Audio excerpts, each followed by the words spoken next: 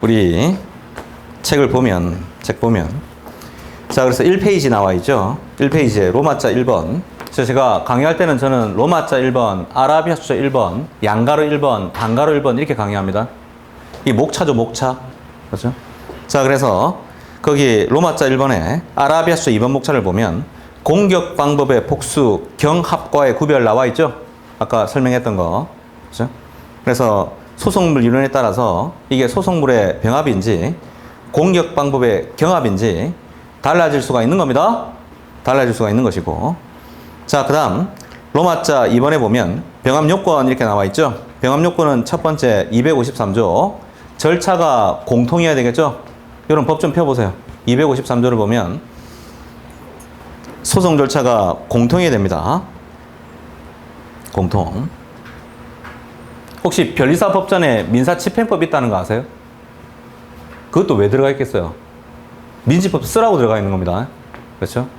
기판적의 주관적 범위 이런 거 할 때 쓸 일이 좀 있단 말이에요. 맞죠?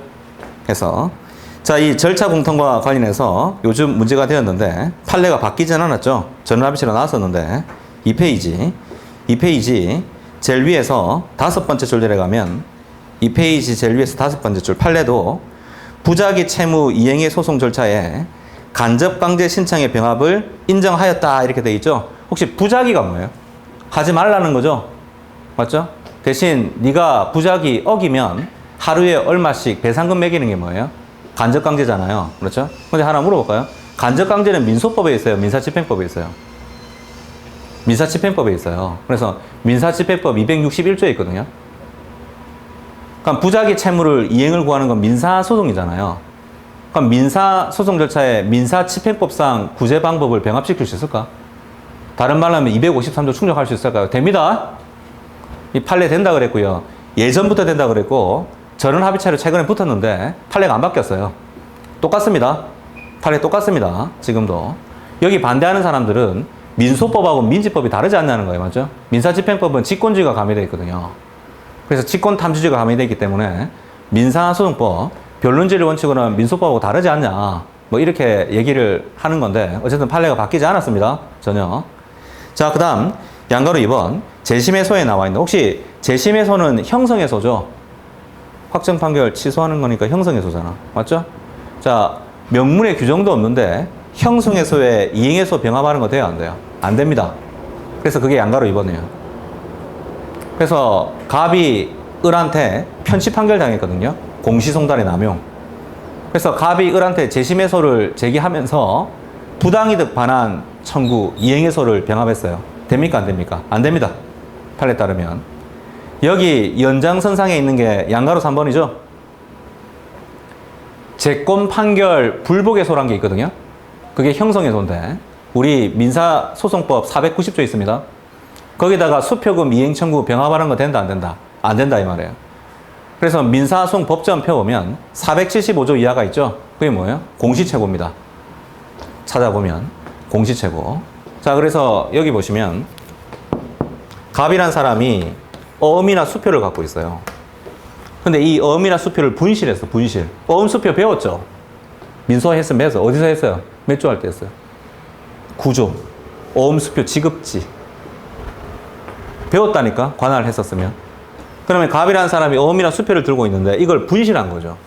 그래서 나중에 전전 유통되다가 을이 취득하면 이 사람이 선의취득이라는 걸 할 수 있단 말이에요.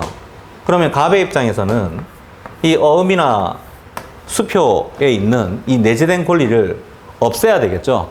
이걸 재권 판결이라고 하는데 이 재권 판결의 전제 문제로서 공시채고 절차라는 게 있는 거죠. 공시가 뭡니까? 누구나 볼 수 있게. 채고가 무슨 말이에요? 촉구한다 이 말이에요. 그래서 우리 공시채고 민법에서 배운 적 있죠? 언제 배웠어요? 민법 공부하실 때 공시채고. 실종할 때. 실종 선고할 때 6개월 동안 공시채고 해야 되잖아. 1차 배울 때. 기억나죠? 우리 민소는 3개월이거든요? 우리 민소법 475조 이하. 그러면 공시채고가 뭐냐? 혹시 갑의 어음수표를 들고 있는 을이 있으면 우리 법원에 신고하세요 하는 게 뭐예요? 이게 공시채고거든요. 근데 이러한 절차를 거쳐가지고 신고가 없죠? 그러면 나중에 최종적으로 이루어지는 게 재권 판결이죠. 이게 우리 민소법 490조 고 채권 판결, 권리를 제거하는 판결이다 이 소리거든. 권리를 제거하는 판결이다 이 소리거든요. 그럼 어음수표에 내재되어 있는 권리를 없애버리면 이 종이 쪼가리죠, 종이 쪼가리. 그럼 을은 어음수표를 선의 취득하지 못한다 이 말이죠. 그럼 오히려 을의 입장에서는 이 채권 판결에 대해서 불복을 해야 되겠죠. 그래서 을이 원래는 항소를 해야 되는데 491조를 보면 나중에 민소법에 항소가 안 돼요. 490조, 491조 보면 항소가 금지되어 있어요, 이거는. 그래서 채권 판결 불복의 소라는 제도가 따로 있어. 채권 판결을 취소시켜두려는 불복의 소라는 제도가 따로 있기 때문에 을의 입장에서는 채권 판결 불복의 소란 걸 제기하면 되는 거죠. 채권 판결 불복의 소란 걸 제기하면 되는 거죠. 맞죠? 그럼 채권 판결 불복의 소란 걸 제기를 했죠? 만약에 이 소송에서 을이 승소했어요. 그러면 이제 어음수표법상 권리자가 누가 돼요? 을이죠. 을이 이겼는데 채권 판결 없애버렸는데, 그렇죠? 근데 을이 이 소송하면서 플러스 내가 이제 수표, 어음수표의 권리자니까 수표금 이행 청구하겠다.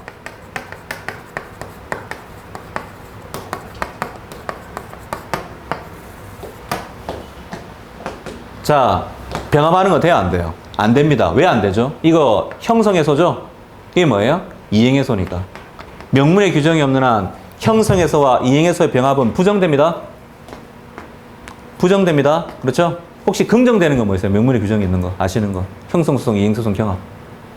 민법 406조 채권자 취소권. 그건 왜 병합이 돼요? 그건 조문이 있으니까요. 그렇죠? 자, 그 다음 이때 을의 변호사가 머리 썼어. 병합 안 되죠? 그럼 이렇게 하면 안 될까요? 혹시 민소법 251조가 뭐예요? 그러니까 지금 법정 갖고 와 있다니까. 내일 오시면 법정 꼭 갖고 오세요. 진짜로. 그렇죠? 251조가 장래이행해소입니다. 찾아보면. 그럼 이렇게 하면 안 될까요? 채권 판결 불복해소에서 승소 판결 받을 것을 조건으로 해가지고 수표금 이행 청구하면 안 될까? 이건 조건 성취 개연성이 없어요. 이때 이 정지 조건이란 조건 성취 개연성이 있어야 되는데 형성해소에서 승소할지 말지는 그건 개연성이 없잖아. 형성해소에서 이겨야지 수표금 이행 청구하는 거지. 이걸 조건으로 내세우면 된다, 안 된다? 안 돼요. 그래서 이 대법원 판례, 이거 유명한 판례이기 때문에 설명하는 거예요. 2013년 판례, 이건 쟁점이 두 가지예요. 하나는 253조를 충족할 수가 없어요. 그 다음 251조를 충족할 수가 없어요. 소액 객관적 병합 안 돼요. 그 다음 장래 이행해소도 된다, 안 된다? 안 돼요. 그래서 그게 지금 각주 4번이에요. 각주 4번이 원문이거든요. 읽어보면 제가 핵심은 다 얘기했습니다. 쟁점이 두 가지라 그래서 쟁점이 두 가지라고. 그렇죠? 이게 다른 시험에서는 다 중요하게 생각하는 판례예요. 근데 뭐 우리 민소법 하는 분들이 상법 하는 분들이 아닌데 수표금 이행 청구 이런 거 별로 안 좋아하거든. 교수들이. 맞잖아요. 그죠? 근데 혹시 모르죠. 간단하게 낼 수 있을지. 이렇게 제기했다. 적법한지 적어봐라. 쟁점이 두 가지입니다. 쟁점이 두 가지다. 자, 그 다음 수소법원에 공통의 재판권이 있어야 되고, 이게 관할 공통이죠. 그 다음 원칙적으로 관련성이 필요가 없는데 이건 단순 병합일 때 관련성이 필요 없는 거죠. 선택적 예비적 병합은 관련성이 필요하고요. 그 다음 3페이지 병합의 형태 이렇게 나와 있죠. 병합의 형태. 병합의 형태 부분에서 단순 병합 나와 있고요. 단순 병합 부분에서 양가로서 3번 부진정 예비적 병합 나와 있어요. 그 부진정 예비적 병합에서 동그라미 1번 학설은 이시윤 교수 선결적 법률 관계에서 승소 판결 받고 다시 매매 계약에 따른 이행 청구 구하는 거, 이게 독일에서 얘기하는 부진정 예비적 병합이라고 그랬죠.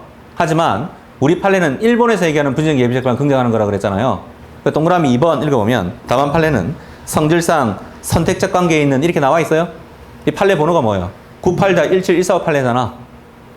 제가 유명한 판례라고 그랬잖아, 이거. 그렇죠?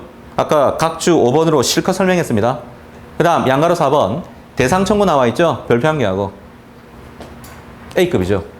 우리 법과대학에서 제가 학교 다닐 때 중간고사 문제예요. 법대 다닐 때 중간고사 문제. 우리 기본적으로 참 그 미소 교수들은 법대 교수입니다. 뭐 어디 교수겠어요? 법대 교수 아니면 다 로스쿨 교수겠죠? 보나마나. 그렇죠? 자, 그래서 여기 보면 그래서 법대가 좀 없어진 게 아쉬워요. 지금 25개 대학은 법대가 없죠? 로스쿨만 있잖아. 로스쿨 없애면서 생기면서 법대 없애버렸잖아요. 근데 왜 없앤 거예요 도대체? 아무리 생각해도 이해가 안 간다 그러죠. 자, 그래서 여기 보면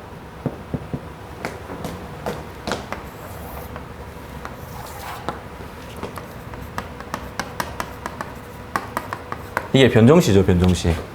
그래서 갑이 을한테 목적물을 빌려주는데 을이 반환을 안 하기에 목적물 반환 청구, 목적물 인도 청구를 한 거죠. 이때 갑이 을한테 승소 판결 받고 을이 항소 안 하면 확정되죠. 확정되면 갑은 을한테 집행 들어갈 수 있잖아요.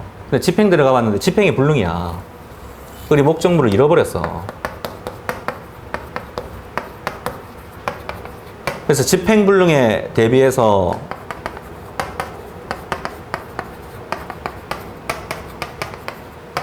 손해배상, 다른 말로 하면 전부배상 청구했다 이 말이에요. 자, 그러면 이건 현재 이행해소죠. 현재 이행해소잖아요. 맞죠? 우리 민사소송법의 현재 프레젠트는 언제입니까? 변론종결시죠? 맞죠? 자, 그 다음 집행불능은 장래일 수밖에 없죠. 변론종결시 이후 시점일 수밖에 없잖아. 장래. 그러면 이건 뭐가 돼요? 장래 이행해소죠. 현재 이행해소와 장래 이행해소를 같이 병합을 했어요. 그럼 갑의 입장에서는 이것도 승소해야 되고 이것도 승소를 해야 되죠. 무슨 병합이에요? 단수 병합이다 이 말이에요. 이렇다고 배울 거다 이 말이에요. 그렇죠? 자, 그런데 이럴 수 있잖아요. 현재 이행불능이 될 수 있죠. 현재 이행불능이 될 수도 있잖아. 맞죠? 그러면 이행불능에 대비해 가지고 손해배상 청구하는 거죠.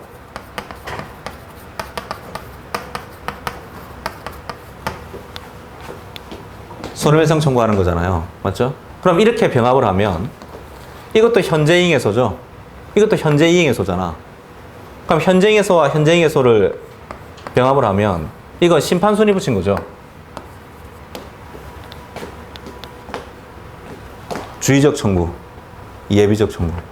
그렇죠? 무슨 병합이에요? 예비적 병합이죠.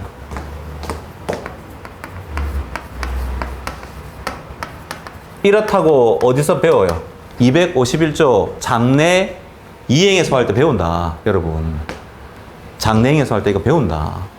그 부분이 양가로 4번 대상 청구 이렇게 나와 있는 거죠? 읽어보시면. 그렇죠? 근데 각주 6번 가보세요. 각주 6번. 별표 한 개 하고. 각주 6번 읽어보니까 이행불능인데 왜 단순병합이에요? 각주 6번 잘 읽어보면 이행불능이란 말이 나와 있는데 단순병합이래요. 예비적 병합이 아니라. 왜 그렇죠? 판결 확정 후가 중요한 거죠? 각주 6번 판례 읽어보면 줄건 거 읽어보면 판결 확정 후에 이행불능 아닙니까? 읽어보시면은 무슨 말이냐? 이행불능 외우면 안 됩니다. 그 시점이 중요한 겁니다. 자, 판결 확정 후라는 수식어가 전혀 없어요. 예를 들어서 이 판례에서 판결 확정 후라는 수식어가 전혀 없어. 그럼 우리 민소법에서 집행불능은 확정 판결 이후 시점일 수밖에 없죠. 논리적으로. 그럼 이건 무조건 장래이행해소가 되겠지만 판결 확정 후란 말이 없다면 보통 현재 이행불능을 말하는 거거든요. 그럼 이건 무슨 병합이에요? 그건 예비적 병합이죠. 근데 이 대법 판례는 왜 단순 병합이냐? 판결 확정 후란 말을 사용했거든. 그럼 판결 확정 후니까 그건 변종시 이후 시점일 수밖에 없잖아요, 논리적으로. 그럼 장래이행해소죠? 그럼 무슨 병합이에요? 단순 병합이죠. 사실은 이행불능을 외우면 안 됩니다. 그 시점이 중요한 겁니다. 변종 신지, 변종 딘지. 그렇죠? 근데 보통 판결 확정 후라는 수식어를 쓰지 않았다면 그건 당연히 변론 종결 시에 이행불능을 의미하는 거니까 뭐예요? 예비적 병합이죠.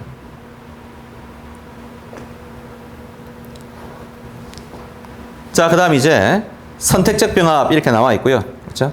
선택적 병합은 양립이 일단 가능해야 되잖아요. 무조건. 양립이 불가능한데 선택적 병합 할 수는 없어요. 그렇죠?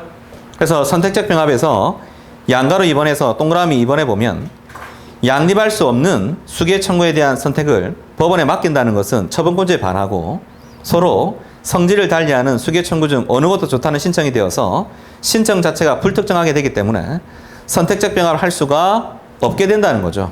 그렇죠? 자, 그 다음 예전 실무는 부진정 예비적 병합을 긍정하고 있고요. 현재도 마찬가지거든요. 하급심은 그래요.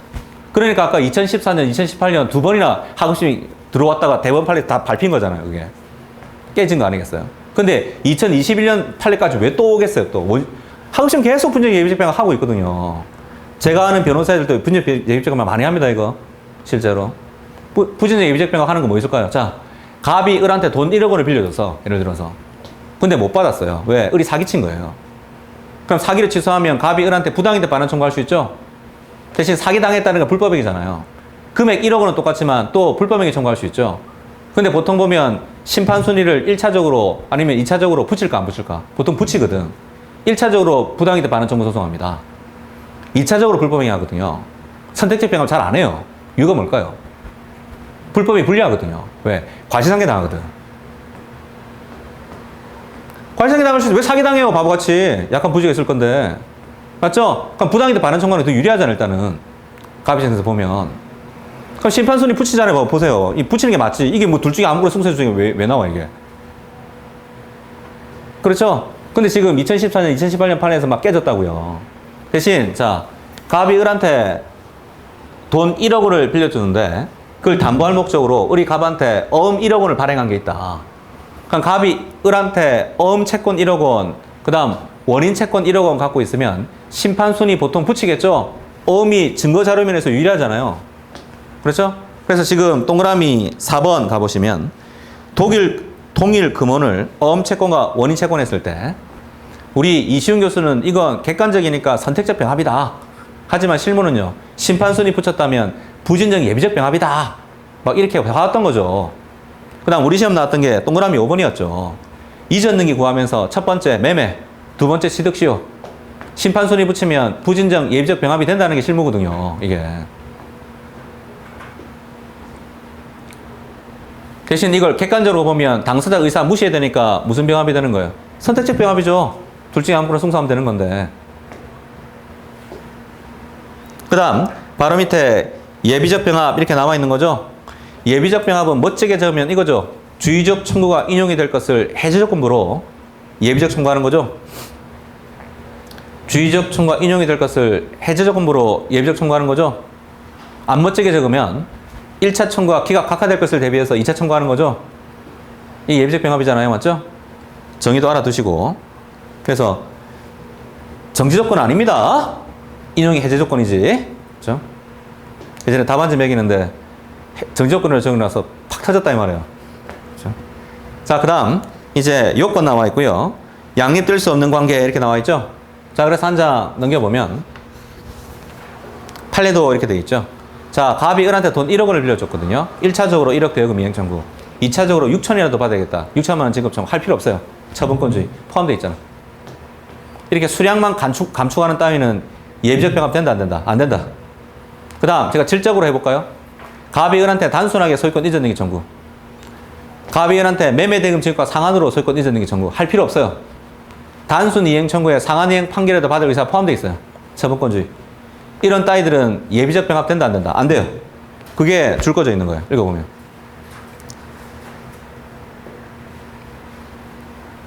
그 다음 동그라미 2번 모순되는 관계 양립이 불가능하냐 이 부분 판례 입장이 흔들리고 있는 거죠. 왔다 갔다 하고 있는 거죠. 지금 아까 실컷 설명했잖아. 그렇죠?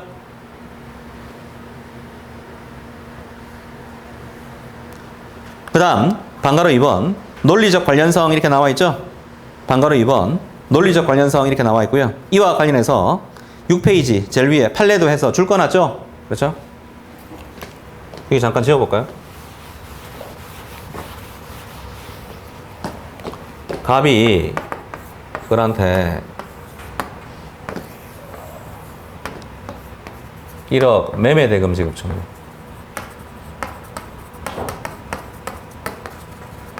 갑이 을한테 1억 원 대여금 지급 청구.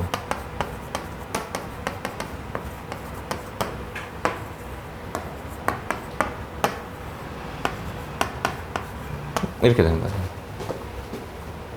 이건 무슨 병합이에요? 단순 병합이죠. 근데 갑이 미쳤는가 봐요. 심판 순위를 붙였어요. 이거 무슨 병합이에요? 양립이 가능해도 당사자 의사에 따라 심판 순위 붙였으니까 부진적 예비적 병합 됩니까? 안 됩니다. 이건 단순 병합일 뿐입니다.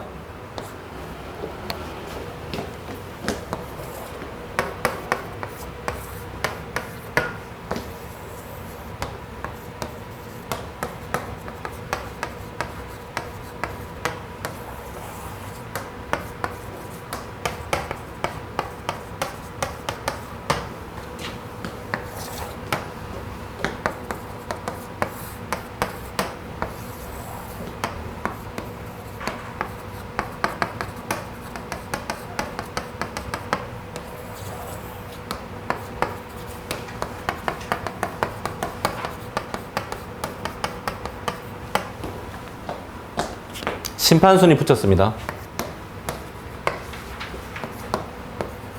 98-17145 2021년 판에 따르면 뭐가 돼요? 부진적 예비적 병합이에요. 왜? 이건 갑이 을한테 바라는 경제적 이익이 2억입니까? 1억입니까? 1억이죠? 이거 1억 바라는 거죠, 이거?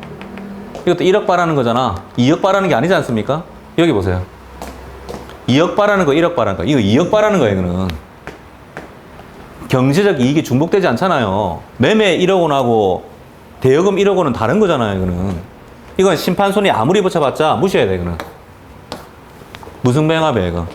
단순 병합일 뿐이다, 이 말이야. 그렇죠? 그런데 계속 이제 이 판례 읽어보면 따라서 원고가 그와 같은 형태로 소를 제기했을 때 제1심 법원이 본안에 대해서 심리 판단하기 위해서는 소송 지휘권을 적절히 행사해서 이를 단순 병합으로 보정하게 하는 조치를 취해야 되는데 범의 이러한 지출 취함이 없이 본안 판결하면서 그중 하나의 청구에 대해서만 심리 판단해서 인용하고 나머지 청구에 대한 심리 판단을 모두 생략하는 내용의 판결을 했다. 그럼 이렇게 된 거죠. 자, 예를 들어서 이거 인용했죠. 이걸 주의적 청구, 이걸 예비적 청구로 봐가지고 이걸 인용했으니까 이걸 판단을 아예 안 한 거죠, 이거를. 맞죠? 이건 일단 갑이 승소했으니까 을이 뭐 하겠어요? 항소하겠죠? 맞죠? 그럼 퀴즈. 항소 불가분의 원칙, 상소 불가분의 원칙 때문에 이 부분 밑에 거 2심 됩니까? 아니면 1심에 머물러 있습니까? 1심에 머물러 있죠. 항소 불가분의 원칙 작용해요, 안 해요? 안 합니다. 맞죠? 왜 작용 안 합니까? 왜 이 부분은 상소 불가분의 원칙이 작용하지 않죠? 왜 상관이 없어요? 상소란 건 상소의 대상이 돼야지 상소 다음에 불가분의 원칙이죠. 이 부분은 상소 대상이 됩니까? 안 됩니까? 안 돼요. 재판 누락이잖아요. 주문해서 빠뜨린 거잖아요, 지금. 이거 단순 병합이죠? 그럼 주문해서 여기 이걸 A라 그러고 B라 그러면 A도 쓰고 B도 써야 되는 거죠? 근데 A만 쓰고 B 안 썼다는 얘기잖아, 지금. 주문해서 빠뜨리면 뭐가 돼요? 재판 누락이죠? 그건 1심의 추가 판결 대상이잖아요. 맞죠? 그래서 여러분 법전으로 390조 한번 펴보세요. 여러분 법전으로 390조 펴보시면 그 항소의 대상이 나와 있는데 제1심 법원이 선고한이죠. 390조 1항 읽어보면 제1심 법원이 선고한이거든요. 읽어보시면. 그럼 이 부분 선고했어요? 선고 안 했어요? 선고 안 했죠? 선고 안 했잖아, 이거는. 그럼 212조로 가서 추가 판결 대상인 거죠? 재판 누락이 되어서 추가 판결이잖아. 상소의 대상이 된다, 안 된다? 안 되는 거죠. 그게 대형 판례예요. 그게 대형 판례입니다. 여전히 제1심에 머물러 있다 이렇게 적어놨어요. 맞죠? 읽어보시면. 그 다음 원래 판례 사안이 이게 아니죠? 지식재산권 침해를 이유로 1억 원. 지식인격권 침해를 이유로 1억 원을 구했던 거죠. 그때 대원 판례가 지식재산권과 지식인격권은 서로 소송물이 다른 거라면서요. 그렇죠? 지식재산권은 양도 상속이 가능하지만 지식잉여권은 양도 상속 안 되잖아, 원래. 이게 배우죠, 맞죠? 그렇죠? 원래 지금 대학원 들어가 있는 게 제가 지식재산법 원래 세부 전공인데, 그렇죠? 지금 거의 3, 4년 동안 그러니까 아는 게 별로 없다, 그렇죠? 박사 과정을 밟고 있는데도 아는 게 별로 없어요. 수업을 들으면 뭐야 합니까? 시험을 쳐야지. 시험 치는 사람만큼 공부 많이 하는 사람 없어요. 그렇지 않나요? 저도 옛날에 수험생이었으니까 민소법 많이 알겠죠. 공부했다가 또 하니까 또 아는 거고. 그렇죠? 그 다음 요즘은 계속 민소법 강의만 하고 있으니까 먹고 살아야 되니까 또 아는 거지 않겠어요? 그렇죠? 왜 변리사가 특허법 잘해요? 왜 상표법 잘합니까? 자기 먹고 사는 문제잖아요. 그렇죠? 그래서 실무 나가시면 민소 별로 못하게 되죠. 다 까먹죠. 할 일 별로 없으니까요. 실제로 보면. 그렇잖아요. 특허법 빼고는 뭐 소송 대리권이 없는데 뭐. 지금. 그렇죠? 그것도 개정해야 돼. 원래 변리사법 취지가 그게 전혀 아닌데 대법원 판례가 변리사법 2조를 너무 좁게 해석했어. 내가 보기에는. 아무리 봐도. 그렇죠? 근데 그 이유는 뭐 다 아시겠지만 대법관들 뭐 다 변호사들이잖아. 그렇죠? 자, 그래서 그게 6페이지 이렇게 되는 거고요. 자, 그 다음 이제 참 방금 한 거 이거 시험 나왔어요? 이 우리 시험 기출이다. 나왔었어 벌써. 그렇죠? 자, 그 다음 4번 병합 청구의 절차와 심판 이렇게 나와 있고요. 그렇죠? 그래서 속가의 산정 이렇게 나와 있고 합산의 원칙이죠. 그렇죠? 그 다음 이번 연도 3월 관할 바뀌었다는 거 알죠? 2022년 3월 1일 날 3월 관할 바뀌었잖아. 맞죠? 바뀌었어요. 지금 합의부 사건 얼마 초과예요? 5억 원입니다. 5억 원. 바뀌었어요. 3월 1일 날. 그렇죠? 바뀌었다. 그렇죠? 그래서 여기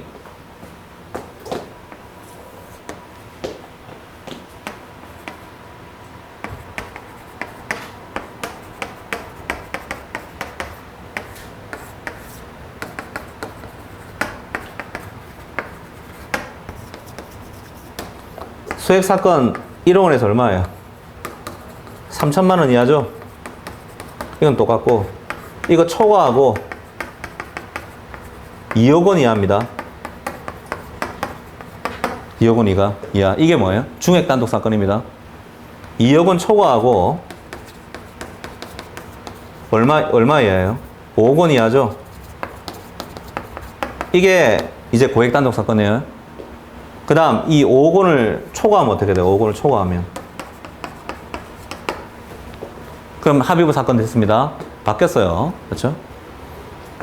그래서 이거 5억도 큰 돈인데 단독이에요. 단독 사건이에요. 그렇죠? 그 다음 실무에서 이건 이제 부장 단독 판사가 맡아요. 부장 단독 들어봤죠? 원래 지방법원 합의부의 부장 판사가 돼야 되는 사람인데 단독 사건을 하고 있는 거예요. 그렇죠? 대신에 항소심은 사실 변화가 없어요. 무슨 말이냐면 이 단독 사건은 항소심이 어디예요? 이게 원래는 지법 항소부죠. 지법 항소부잖아. 합의부 사건은 어디로 가요? 이게 고등법원 가잖아. 맞죠? 맞죠? 고액 단독 사건은 고등법원 갑니다. 고액 단독 사건은 어디로 간다고요? 고등법원. 그래서 고등법원은요, 자기가 맞는 사건이 똑같아요. 작년에도 3월 1일 전에도 2억 원 초과하면 어차피 합의부 사건이죠. 합의부 사건 고등법원 가는 거잖아요. 2억 원 초과하면 고등법원이 맡게 돼 있다니까요, 지금도. 고등법원은 별 변화가 없어. 사실은. 별 변화가 없고. 그렇죠? 대신 단독이 변했죠? 단독이. 그냥 단독은 이거 맞는 거고, 부장 단독은 뭐 맞는 거예요, 그러면? 이거 맞는 거죠? 그렇죠? 그래서 요즘 제가 원래 노량진 강의도 하기 때문에 거기 제 수강생들이 전부 다 법원 직원들이잖아. 그 법원 직원들 지금 갑자기 단독을 선호한 거예요, 전부 다. 사건이 줄었잖아. 부장 단독이고. 그래서 주르르 이번에 단독으로 다 신청해가지고 다 오라벨 하고 싶잖아, 그렇죠? 그렇죠? 인기 없는 게 고등법원이겠다, 그렇죠? 사건 다 온다, 그렇죠? 완전히 맞죠? 지금. 자, 그래서 이거 지우겠습니다. 지우겠습니다. 그래서 내년까지 있는데 거기 보면 사무관 승진 시험이라고 있거든요. 6급을 5급인데 승진 시험이 있어, 법원은. 물론 법원 행정고시 들어보셨어요, 혹시? 그 1년에 10명 뽑거든요. 1000명 중에 10명 뽑아요. 그 거의 확률이 없어요, 그거는. 거의. 대부분이 다 9급에서 5급 올라가거든요, 법원은. 7급 시험이 없어, 법원은요. 그래서 승진시험도 이렇게 막 보는데, 아까 뭐 문자 와가지고, 승진시험 어제 했거든요. 그래서 아까 제 자랑하는 게 아니라 찍어줘가지고 찍은 거 다 나왔다고 지금 막 아까 문자 오더라고. 부산에 이번에 합격할 것 같다고. 6급이겠죠? 5급 시험을 쳐야 되니까. 그쵸? 아저씨 아줌마들이죠. 아저씨 아줌마들. 그래서 아까 문자 와가지고 혹시 찍은 거 다 나왔는데 아냐고. 솔직히 모릅니다. 찍은 거 다 나왔는지 모르겠는데 뭐 중요한 거 나오겠죠. 보나마나. 자, 그래서 그게 이제 6페이지에 이렇게 되어 있는 것이고, 그 다음 병합 청구의 절차와 심판 아까 속가 산정하면서 잠깐 말씀드렸고, 병합 여건의 조사 이렇게 나와 있는 거고, 한 장 넘겨보면 우리 7페이지에 아라비아처 3번 목차 심리의 공통 나와 있죠. 그 심리의 공통 부분에서 양가로 2번 변론의 제한과 변론의 분리 이렇게 나와 있죠. 그렇죠? 자, 일단 변론의 분리 단순 병합이 하나입니다. 선택적 예비적 병합은 변론의 분리 됩니까? 안 됩니까? 안 됩니다. 안 됩니다. 그 다음 예비적 병합도 변론의 분리가 허용되지 않고요. 그래서 각주 9번에 가보면 유명한 판례죠. 제가 이름 붙였는데 가사 판례라고. 예비적 청구만 따로 떼어내어서 인락하는 거 무효입니다. 예비적 청구만 따로 떼어내어서 인락하는 거 무효입니다. 왜 예비적 청구만 따로 떼어서 인락이 유효하다 그러면 주의적 청구는 심리도 안 하고 기각해야 됩니다. 그러면 논리적으로. 그렇죠? 이건 무효라고 본 게 판례예요. 그렇죠? 자, 그 다음 대신 갑이 교통사고 당했을 때 손해가 3개 생기잖아요. 그게 뭐예요? 손해 3분설. 근데 그건 단순 병합이지만 교통사고 발생 사실은 같은 거니까 되도록이면 변론을 분리하는 게 좋지 않죠. 그걸 관련적 병합이라 그럽니다. 무슨 말이냐? 단순 병합인데 관련성이 있는 게 있어요. 관련적 병합은 변론의 분리를 하면 적당하지 않죠. 그게 동그라미 2번으로 적혀 있는 겁니다. 읽어보시면.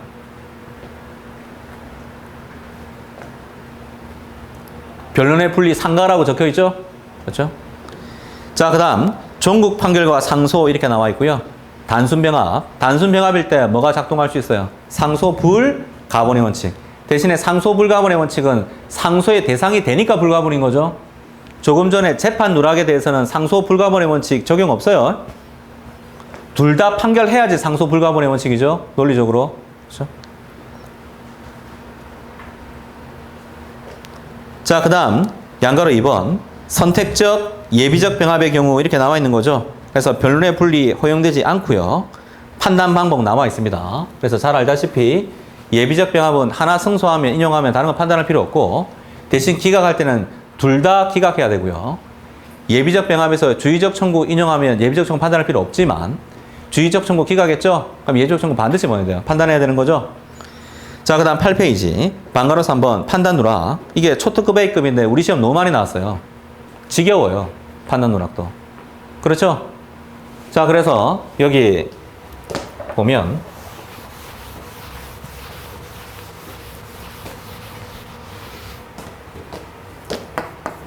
갑이란 사람이 을한테, 이 사람이 매수인이고 매도인이거든요. 그래서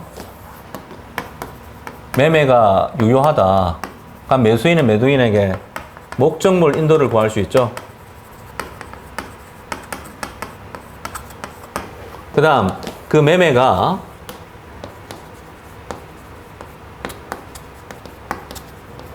무효라면 갑이 을한테 대금을 준 게 있겠죠. 그래서 대금에 대해서 반환 청구할 수가 있겠죠.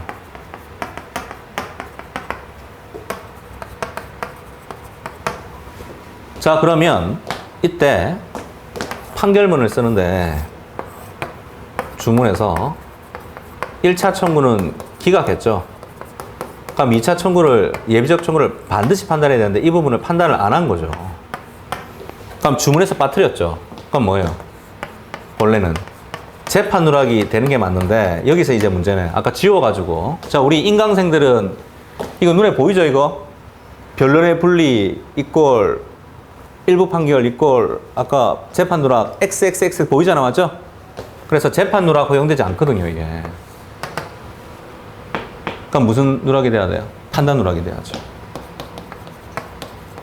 비록 주문에서 빠뜨렸지만 이유에서 빠뜨린 경우와 동일하게 취급하겠다 이 말이에요. 그럼 이 경우에 갑의 구제 방법은 갑이 여기만 항소해도 판단받지 못한 부분은 어떻게 돼? 같이 다 2심 되는 거죠? 2심 되는 거죠. 그렇죠? 판단 누락은 상소 대상이 된다는 게 어디 적혀 있어요? 판단 누락은 상소의 대상이 된다는 게 어디 적혀 있어? 추가 판결 대상 아니잖아. 아까 몇 조라 그랬어요? 424조 1항 6호다. 절대적 상고 사유. 상고, 상소의 한 종류입니다. 상소라 하면 항소, 상소, 항소, 상고, 항고의 줄임말입니다. 항소, 상고, 항고. 세 가지 합해서 뭐라 그래요? 상소. 상소의 세 가지 종류. 그렇죠? 자, 그러면 상고의 대상이 된다는 건 당연히 항소의 대상이 된다는 거죠? 그렇죠? 그래서 상소 대상이다 이 말이에요. 그렇죠? 자, 그래서 그 부분이 8페이지에 동그라미 2번 학설 이렇게 나와 있고요. 학설에서 세 번째 줄 내려가면 재판 누락설이 없는 것은 아니지만 다 돌아가셨고 지금 뭐죠? 판단 누락설이다 이 말이에요. 근데 판단 누락설 적으면서 가로하고 조문 적어놨죠, 제가? 가로하고 조문 적어놨잖아요, 지금. 적어야 된다니까요. 외우시죠? 외우라고 했습니다. 조문 외우라고. 그렇죠? 자, 그 다음 판례. 자, 선택적 병합에서 하나를 빠뜨렸어요. 예를 들어서 채무불이행 기각했고 불법에 아예 판단 안 했어요. 무슨 누락이에요? 판단 누락이죠? 그렇죠? 그럼 이때 갑이 항소하면 판단받지 못한 부분도 전부 다 어떻게 돼요? 2심 되죠? 그건 계속 판단 누락설이었고 대신 이 예비적 병합일 때 문제예요. 예비적 병합일 때는 판단 누락설, 재판 누락설이 다 있었다가 2000년 대법원 전합의체로 정리했죠? 22년 전에 전합의체 판결이 나온 겁니다. 판단 누락설 입장으로. 그렇죠? 자, 그래서 줄거운 거 읽어보면 그 판결에 대한 상소가 제기되면 판단이 누락된 예비적 청구 부분도 상소시는 모두 2심이 되고 그 부분이 재판 누락에 해당돼서 원심의 계속 중이라 볼 것은 아니다. 2000년 11월 16일에 대판 전합 이렇게 돼 있잖아. 그렇죠? 제가 이때 공부했었거든요. 옛날에 사실 공부했었는데 이때 2차 공부하다가 와, 이 판단 이거 재판 누락 나왔다고. 재판 누락 판단 누락설이 나왔다고. 맞죠? 막 고시반에서 뭐 하던 게 지금도 기억이 난다니까요. 벌써 22년 전이잖아요. 22년 전에. 그렇죠? 지금도. 자, 그래서 정리했다. 그 다음, 즉, 나와 있죠? 즉, 예비적 병합의 경우에는 뭐 이렇게 나와 있어요? 똑같아요. 읽어보면. 판단 누락으로 보겠다는 거예요. 판단 누락으로 보겠다고. 그래서 한 장 넘겨보면 2021년 판례예요. 근데 이 2021년 판례는 종전에 있던 판례를 확인한 거기 때문에 뭐 그렇게 대단한 건 아닙니다. 판단 누락설을 계속 유지하고 있는 거예요. 그렇죠? 그렇죠? 자, 그 다음 올라갔어요. 그러면 올라갔다 이 말이에요. 자, 그때 법관이 심리해 보니까 이 진짜 매매가 유효인 것 같아요. 매매가 무효인 것 같아요. 무효. 매매 무효라는 판단이 들죠. 그러면 스스로 취소하고 1심 판결 잘못된 거니까 취소하고 자판해야 되고 아니면 신급의 이익 때문에 환송시켜야 돼요. 1심에서 판단 안 했잖아요. 이거 취소 자판설입니다. 현재 통설 판례. 그 다음 이거 1심에서 판단이 안 됐으니까 항소심으로 돌려보내라. 이걸 임의적 환송설이라고 하는 거죠. 동그라미 4번이죠. 항소심의 판결로 적혀 있지 않나요? 그렇죠? 자, 우리 민소법 418조 한번 펴봐요. 민소법 418조. 펴보시면 제목이 뭐예요? 필수적 환송이죠. 우리 현행 민사소송법은 임의적 환송이라는 거 없습니다. 임의적 환송이라는 게 없어요. 현행 민사소송법은.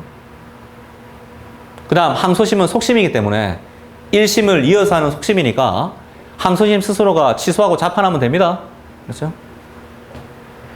그래서 여러분 법전으로 416조를 펴보시면 항소 인용이거든요. 이게.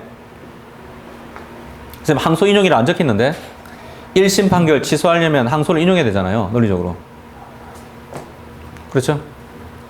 그래서 416조를 적용해서 취소하고 자판하면 된다. 바로. 그러면 이 그림에서 매매가 무효라는 판단이 들면 1심 판결 취소하고 항소 인용, 1심 판결 취소, 그 다음 다시 이거 기각하고 주의적 청구. 예비적 청구를 뭐 하면 돼요? 인용하는 판결을 하면 되는 거예요. 이해가 됐죠? 그렇죠? 그 다음 주의할 거. 법원이 무슨 판결해야 되는가 이렇게 물어보면 케이스에서 어쨌든 답은 무슨 판결해야 된다가 답이에요. 소가 적법하냐 이렇게 물어봤죠? 그러면 소가 적법하다 부적법하다 일단 답이에요. 일단은. 근데 소가 부적법하다면 소각과 판결해야 되겠죠. 그건 더 적을 수 있겠지만 묻는데 답해야 됩니다. 판결이 정당하냐 물어봤죠? 이 출제자가. 그럼 답은 판결이 정당하다 아니면 부당하다 둘 중에 하나가 답이에요. 일단은. 근데 판결이 정당하냐 물어봤는데 소를 각하해야 되는데 그게 왜 나와요? 아니 판결이 정당하냐 물어봤는데 그럼 정당하다 부당하다가 답인데 소를 각하해야 된다고 왜 나오냐고. 답안지 답 문제 나중에 결론이 그렇게 왜 나오냐고요. 잘못된 거죠. 묻는데 답해야 됩니다. 묻는데 답해라고요. 항상 결론은 맞는데 답을 이상하게 내는 사람이 많아. 의외로. 그럼 자기가 문제를 잘못 읽은 거잖아. 그러면 출제자 입장에서 봤을 때는 문제도 안 읽어봤나 이런 생각이 들잖아요. 자기가 제 자신과 맞잖아요. 문제 정당하냐고 물어봤는데 정당하다 부당하다 답인데 갑자기 소가 부적법하다고 왜 나와요? 이상한 사람이죠. 맞죠? 그게 민소법 저득자가는 지름길이죠. 민소법 저득자하는 분들 그렇게 저득자만은 다 많거든. 그 다음 방가로 4번 주의적 청구가 확정된 경우가 되어 있는데 방가로 4번도 우리 시험 나왔지만 이게 98대 1실사후죠. 여기 보시면 그럼 이때 갑의 구제방은 뭐예요? 항소죠. 항소하면 돼요. 근데 갑이 항소할 수 있었음에도 불구하고 항소를 안 한 거예요. 그럼 어떻게 되죠? 판결 확정되겠죠. 그럼 판결 확정되면 기판력은 여기만 생기겠죠? 판단받지 못한 부분에 어떻게 기판력이 생겨요? 논리적으로. 그렇죠? 근데 갑이 항소 안에서 이 판결을 확정시켜 놓고 갑이 을한테 이 부분에 대해서 사실 소를 제기하는 거죠. 대금 반환 청구하는 거죠.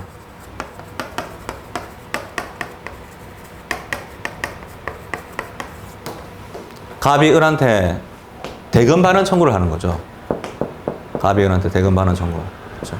자, 이때 유명한 판례. 갑은 뭐가 없다? 권리보호 자격이 없다 이 말이에요.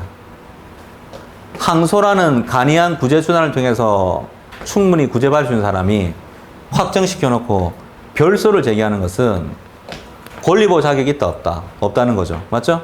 그게 98대 1실사 판결인데 이에 대해서 비판적 견해는 여러분이 보는 수험서들 이런 거 보면 호문혁 교수 견해에 따라 가지고 자 원래는 소의 이익은 소금 장승신 기억나세요?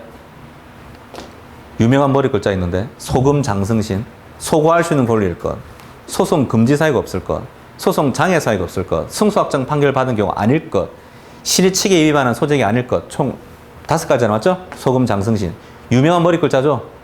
나중에 변리사 되시면 변호사 친한 사람 생기면 사법시험 출신이면 소급 장승신 한번 물어봐요. 모르면 간첩이다. 아 소의 이익 바로 이렇게 얘기할 거야. 전부 다. 부모 신람 이런 거 비슷해. 신의치 갈 때 배우는 거. 자 그런데 이때 소송 장애 사유에 걸린다는 거예요. 판례는. 근데 소송 장애 사유가 뭐예요? 예를 들어서 민사 소송할 때 그보다 간이한 구제 방법이 있어야 돼. 그래서 혹시 행정심판 전치주의라고 들어보셨어요? 행정소송하기 전에 행정심판을 먼저 하라고. 그리고 여러분 행정심판 배우는 게 특허심판 배우는 거잖아요. 그게 사실 행정법이거든 그 부분은. 사실은. 왜 특허법이 잡법이에요? 죄송한데. 왜 특허법이 잡법이냐고. 잡다한 거 다 못한 거 그거.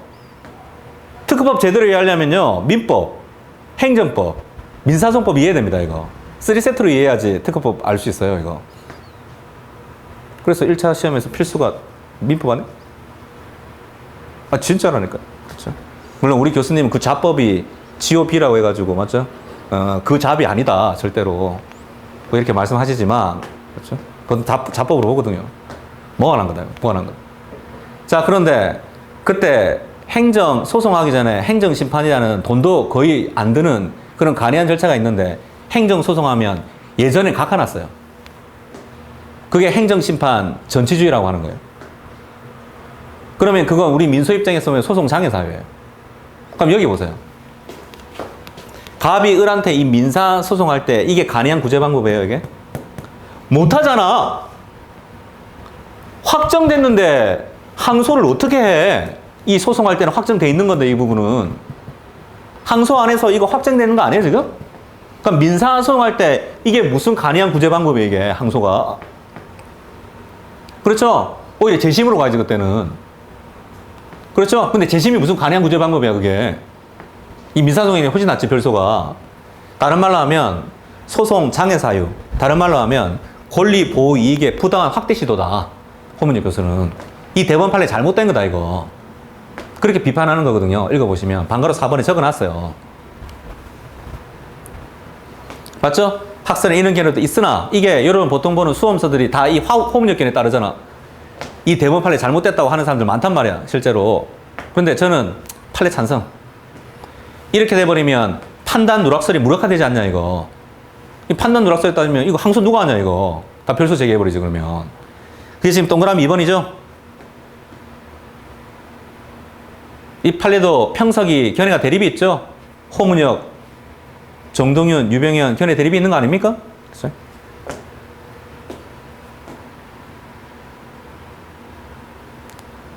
그러면 여러분이 이게 시험에 예전에 우리 시험 나왔었지만 또 나온다면 이 판례 적어주고 이 견해 대립 적어야 돼 말아요. 적어야지. 그래서 고득점이지. 당연히 적어야지. 터치해줘야지. 이런 견해도 있으나 이런 견해가 타당하다 적든지 아니면 뭐 오히려 호문적 견해로 가면 동그라미 2번을 먼저 적고 동그라미 1번이 타당하다 적든지.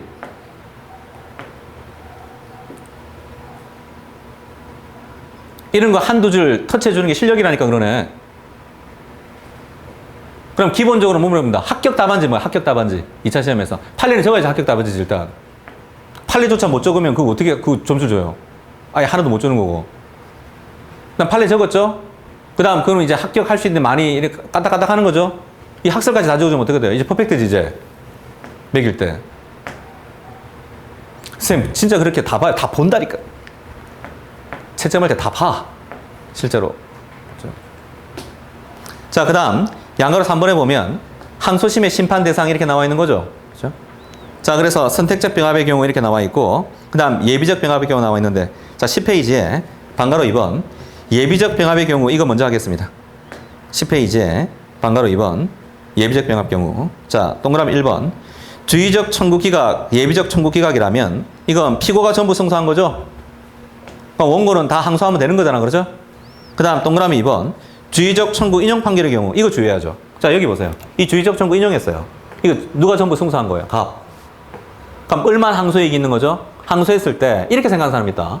을이 여기만 항소한 거니까 전부 다 확정되고 2심은 되지만 불이익 변경금 원칙 때문에 이 부분은 심판하면 된다 안 된다? 안 된다. 안 해요. 전혀.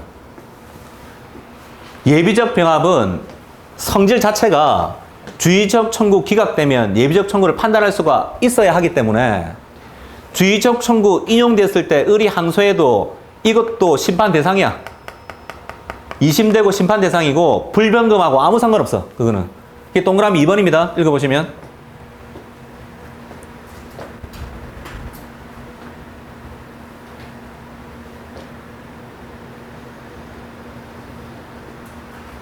그렇죠? 자, 그 다음 동그라미 3번 이것도 우리 시험 나왔었잖아요. 이거죠. 자, 이 문제를 바꾸면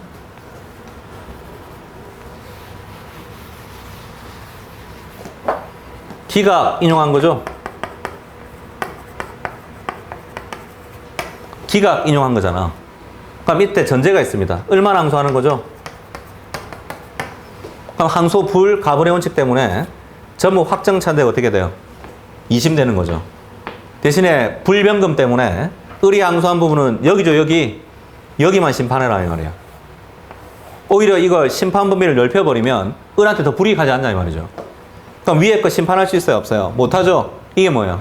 주의적 청구 비심판설이라고 하는 거죠. 이거 학설 이름이 있습니다. 이 통설 판례 이름이 주의적 청구를 안일비자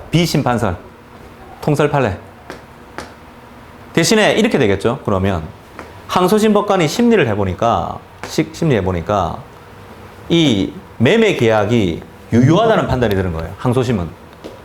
그러니까 매매 계약이 유효하면 이 부분을 판단할 수가 있어야 되는데, 이게 심판 대상이 아니라는 거죠.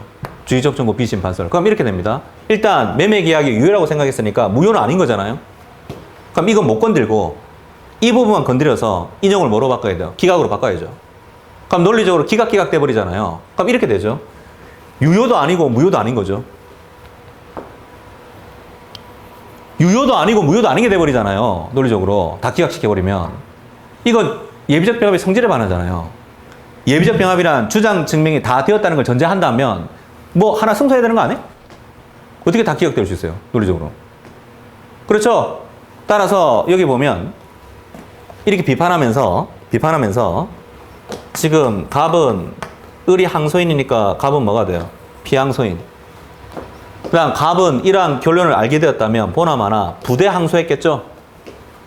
부대항소란 걸 하면 이 부분도 심판 대상이 될 수가 있는 거죠. 그래서 부대항소는 불이익 변경 원칙을 배제시키는 거죠. 효과가. 맞죠? 그러면 갑이 부대항소를 하지 않았지만 갑의 부대항소 의사를 간주해가지고 주의적 청구를 심판할 수 있다는 견해도 있죠. 그게 주의적 청구 심판설이죠. 김홍규 교수님. 그게 동그라미 3번 김홍규도 있다 뭐 이렇게 적어놨잖아. 그렇죠? 대신에 혹시 불이익 변경 원칙은 같은 말이 뭡니까? 민소법에서 203조요. 민소법. 민소 203조가 뭐예요? 처분권주의. 그렇죠? 처분권주의. 그래서 처분권주의가 항소심에서 발현된 게 불변금이잖아요. 그렇죠? 그렇죠? 그래서 처분권주의를 포기할 수는 없잖아. 처분권주의를 포기할 수 없는 원칙이니까. 그래서 불변금을 존중하자. 그럼 주의적 청구 비심판설이 타당하고. 여기서 좀 더 잘 적고 싶다. 이 부분 심판 대상이 되게 하려면 어떻게 하면 돼요? 갑한테 성명권 행사하세요. 갑한테 성명권 행사하라고요. 그 다음 이 성명권 행사를 하면 이것도 사실은 학자들 간에 견해가 갈려요. 소극적 성명이에요? 적극적 성명이에요? 소극적 성명이라고 보는 사람이 있어요. 실제로. 소극적 성명으로 보면 이런 경우에 성명권을 행사하지 않고 이런 판결을 해버리면 심리가 현저히 조잡한 재판이거든요. 법관이 지 마음대로 재판한 거란 말이죠. 그래서 나중에 대법원에 상고할 수 있다는 게 절충설이거든.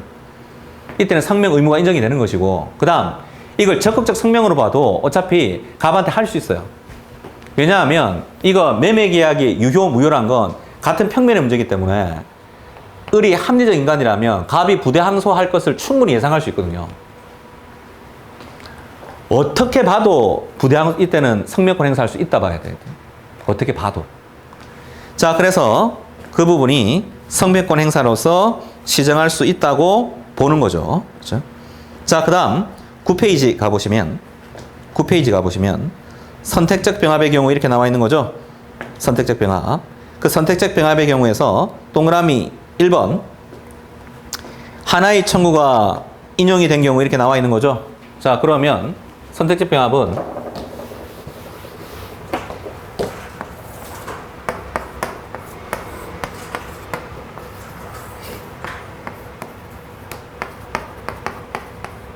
채무불이행, 불법행위,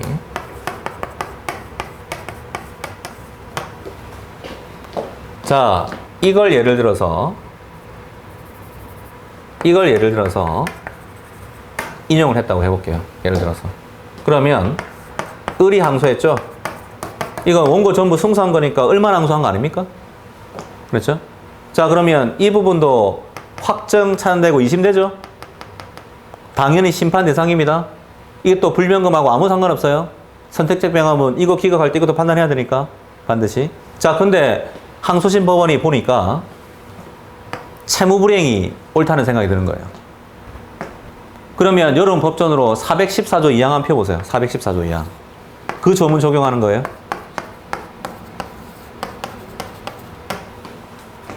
항소 기각할 수 있는 겁니까?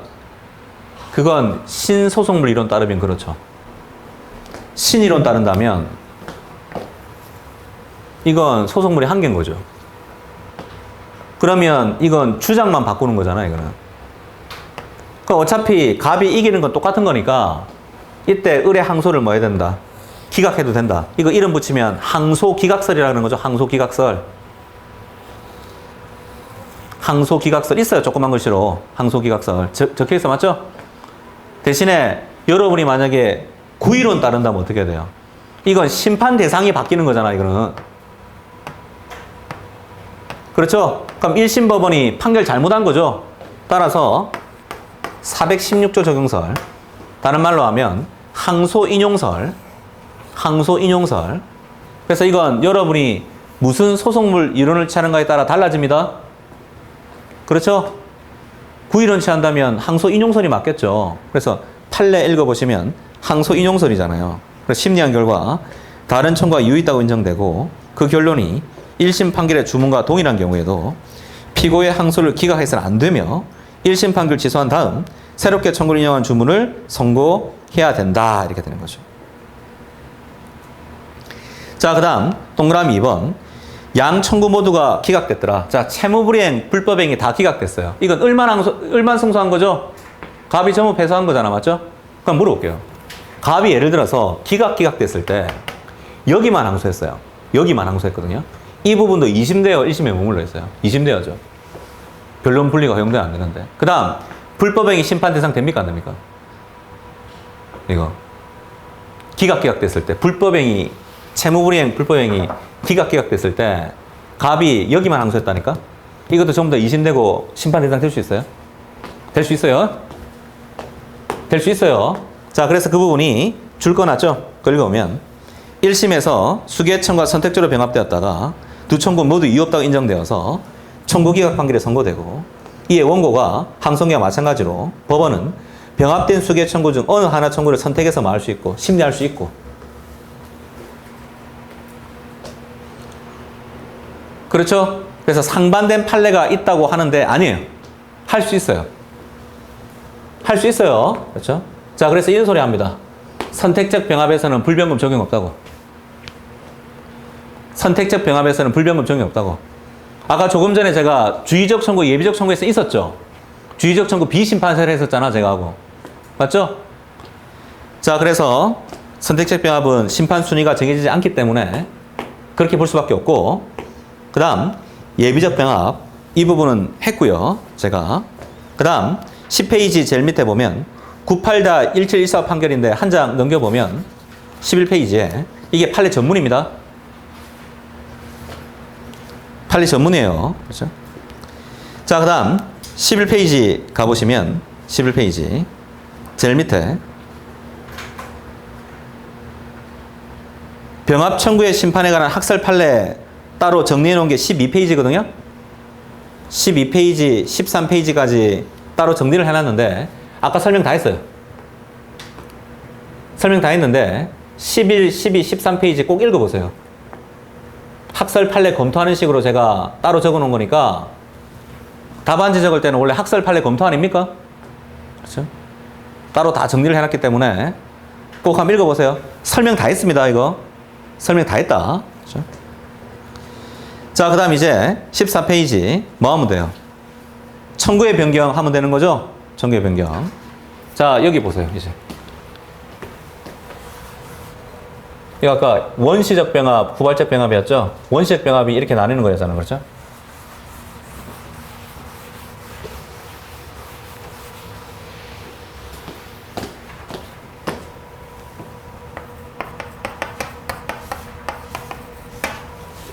그 다음 인강 들으시는 분들은 아까 첫째 시간에 원시적 병합은 아까 충분히 다 적었어요, 그렇죠? 그렇죠? 그런 면에서 인강이 낫네, 맞죠? 인강은 멈춰갖고 필기하면 되는 거잖아요. 그렇죠? 실강이 나아요. 들어보면은. 우리 지금 인강 듣는 분들도 원래 실강 올라고 했던 사람도 있을 거잖아. 분명히, 맞죠? 실강이 집중도가 훨씬 낫죠. 자, 그래서 여기 보면 왜 인강을 자잖아요, 보통. 듣다가 앉잖아요. 그렇죠? 자, 그래서 여기 보면 이제 후발적 병합이라는 게 이렇게 있는 거잖아. 후발적 병합. 후발적 병합은 처음에는 병합이 아니었는데 나중에 뭐가 된 거예요? 병합이 된 거죠? 맞죠? 자, 그래서 그게 총 이렇게 세 가지가 있는데, 그 다음, 참, 이거 수업이 원래 몇 시까지예요, 이게? 2시부터? 예? 5시 반까지예요? 그럼 한 5분만 쉬었다가 계속 하도록 하겠습니다.